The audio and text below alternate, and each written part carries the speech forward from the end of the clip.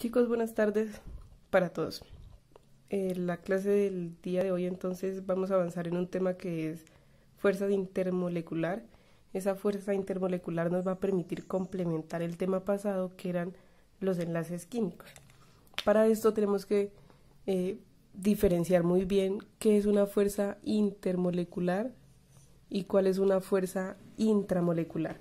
Cuando yo hablo de una fuerza intramolecular, entonces estoy hablando, por ejemplo, de una fuerza entre un átomo de carbono y dos átomos de oxígeno.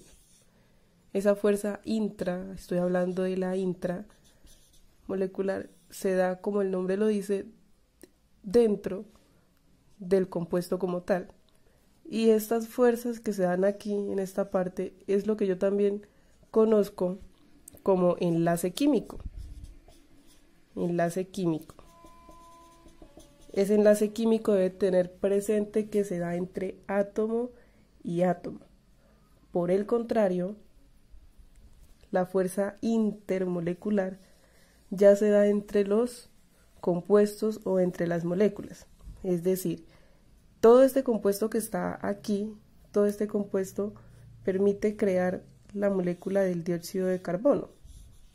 Todos estos átomos, estos tres que están aquí, me permiten crear esta molécula del dióxido de carbono. Y la unión entre este dióxido de carbono y muchísimos dióxido de carbono, muchos dióxido de carbono, va a llamarse fuerza intermolecular. Intermolecular. Ahora, esa fuerza intermolecular es la encargada de decirme a mí en qué estado de agregación se encuentra un compuesto. ¿Cómo así que un estado de agregación? Pues un estado, por ejemplo, líquido, un estado sólido o un estado gaseoso. Esta fuerza intermolecular es la encargada de decirme que este compuesto se encuentra en alguno de estos tres estados y se da, como su nombre lo dice, entre moléculas, no entre los átomos, sino entre las moléculas. Es decir, es la encargada o responsable del estado de agregación, como les venía diciendo, estado líquido, sólido y gaseoso. También es la que permite que otros compuestos se disuelvan o no dentro de cierto disolvente, y es la que nos dice a nosotros el punto de ebullición y el punto de fusión o otros puntos para cambiar el estado de una materia, porque precisamente las fuerzas intermoleculares, esa unión intermolecular entre molécula y molécula, es la que se puede separar a través de un cambio químico. Esta fuerza intermolecular es la que me responde a mí la pregunta de cómo se mantiene unida las moléculas de una sustancia. Si yo me hago esa pregunta, la respuesta sería precisamente esta palabra, a través de las fuerzas intermoleculares. Y existen distintos tipos de fuerzas intermoleculares, pero para yo tener en cuenta esta fuerza intermolecular, debo tener claro dos conceptos que son básicos en química, y es precisamente la de un anión. ¿Qué es un anión? Un anión es un átomo que ha perdido un electrón o que ha ganado un electrón. Entonces, yo puedo tener un átomo que recibió un electrón. Ese electrón, recordemos que el electrón tiene una carga negativa, y entonces este átomo quedó cargado de manera negativa y se convirtió en un anión. Perdón, aquí es ion. Aquí se convirtió en un anión. O puedo también tener un átomo que regala un electrón, lo expulsa, y entonces queda cargado de manera positiva y se convierte en un catión. También cabe aclarar que la fuerza intermolecular me afecta los estados de agregación, pero internamente yo puedo decir que estos compuestos que están aquí, la intensidad de esta fuerza intermolecular entre más intensa sea la fuerza, más unidos van a estar esas moléculas. Como están más unidas entre sí, el compuesto va a ser sólido.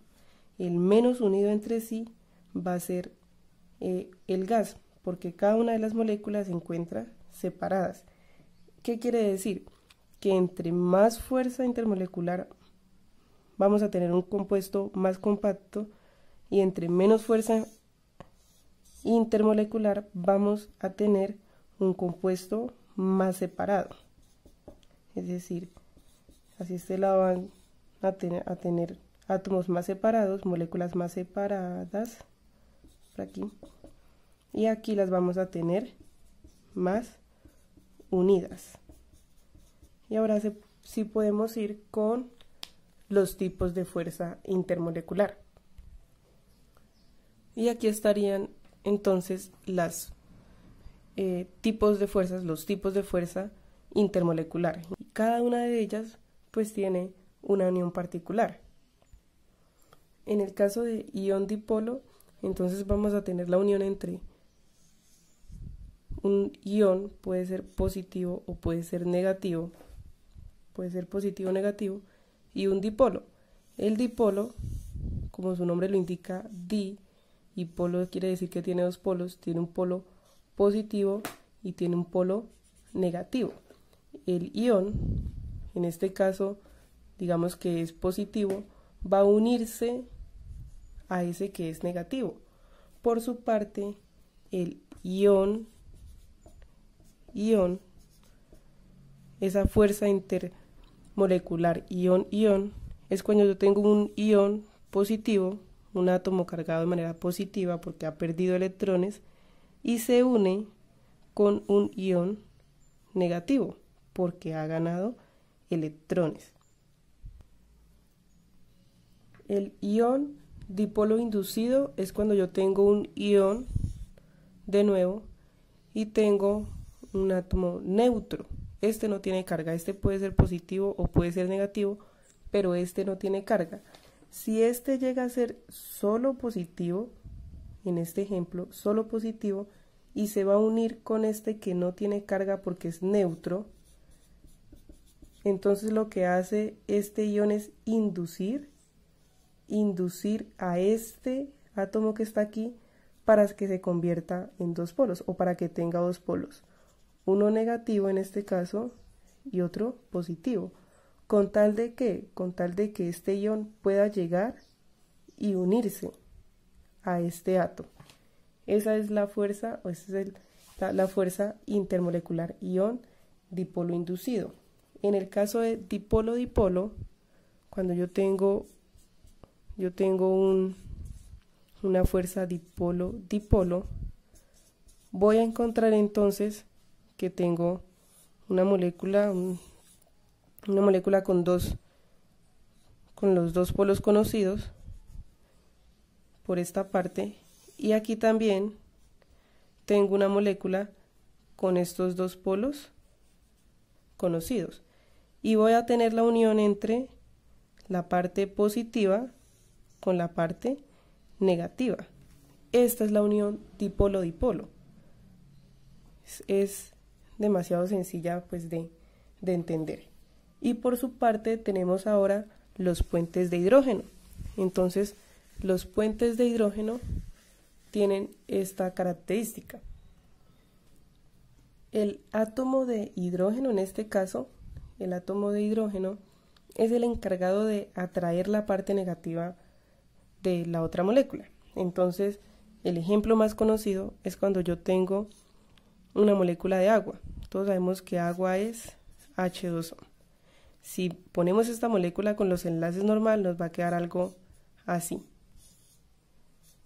Este hidrógeno, este oxígeno, entonces en este caso, para quedar más derecho, este oxígeno que está cargado de manera negativo va a unirse al hidrógeno de otra molécula de agua. Y esta unión que está aquí es la que yo conozco como puentes de hidrógeno. Y así va a pasar con muchísimas moléculas. muchísimas moléculas se van a unir, pero siempre va a haber una unión entre el oxígeno negativo y el hidrógeno positivo, en este caso. Pero no solo se une al oxígeno, sino que existen otros átomos como nitrógeno o como flúor. Entonces, esta sería la última fuerza intermolecular que trabajamos, y lo que permiten es de cierta manera tener una arquitectura molecular para todo lo que nosotros conocemos o conformamos. ¿Listo? Hasta aquí tendríamos el tema. Nos vemos en una próxima clase.